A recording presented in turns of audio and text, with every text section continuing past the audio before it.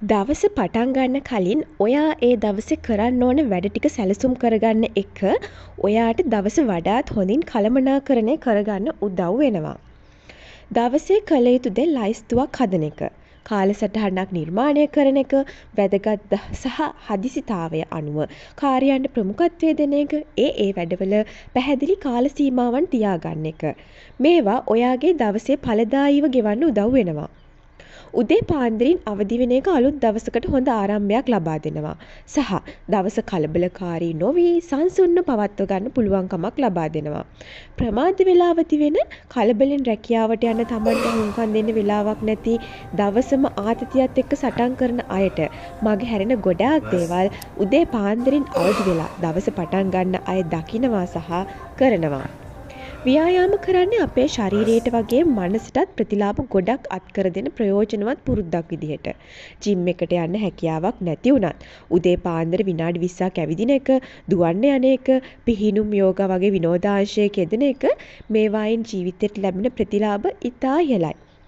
තමන්ගේ බර නිසියාකාරව තියාගන්න, වඩා හොඳ නිින්දක් ලබා ගන්න, ආතතිය කළමනාකරණය කරගන්න, කායික මානසික ශක්තිය වැඩි දියුණු කරගන්න, නිරෝගීකම රැකගන්න ව්‍යායාම කියන්නේ අපි කවුරුත් ජීවිතේ කොටසක් කරගන්න ඕන පුරුද්දක්.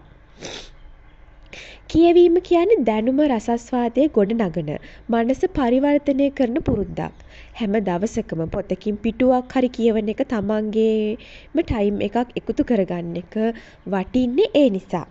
කියවන්න කම්මැලි කෙනෙකුට ඒක පටන් ගන්න පුළුවන් හොඳම විදිහක් තමයි තමන් ප්‍රිය කරන යමක් ගැන ලියවුණු පොත් වලින් පටන් ගන්න එක. ක්‍රීඩා කරන කෙනෙක්ට ඒ ගැන ලියවුණු, ඉයුම් පියුම් වලට ආස කෙනෙක්ට ඒ ගැන ලියවුණු පොතක් කියවීමෙන් පටන් ගන්න එක සාර්ථකයි. අපි හැම කෙනෙක් තුළම නිර්මාණාත්මක මනුස්සයෙක් ඉන්නවා. ඒවා එළියට අරන් පුරුදු බවට පත් කරගන්න එක හරිම තෘප්තිමත් අත්දැකීමක් වෙන්න පුළුවන්. මනෝවිද්‍යාවේ පවා කියනවා හැම මනුස්සයෙකුටම නිර්මාණශීලී විනෝදාංශයක් තිබිය යුතුයි කියලා. කෙනෙකුට නිර්මාණශීලී වෙන්න පුළුවන් ක්‍රම ගණනාවක් තියෙනවා.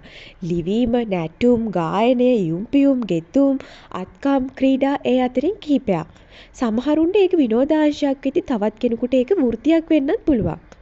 ඔයාගේ ජීවිතේ සුබදායක පැත්තට හරවන්න, යහපත් වෙනස්කම් කරන්න ඔයාවත් නොහිතන සමහර පුංචි පුරුදු වලට පුළුවන්. මේ අලුත් මාසේ ඒක යහපත් පුංචි පුරුද්දක් අලුත්ින් ඔයාගේ ජීවිතයට එකතු කරගනිමුද? ඉතින් ඔයාලගේ ජීවිතේට වැදගත් වෙයි කියලා හිතන කරුණු ටිකක් තමයි මම ඔයාලට අදත් අරගෙන ආවේ. තවත් මේ වගේ වැදගත් වීඩියෝ එකකින් ඔයාලත් එක්ක එකතු වෙනකම් ඔයාලා හැමෝම පරිස්සමින් සතුටින් කාලය ගත කරන්න. ඔයාලා හැමෝටම සුබ දවසක්.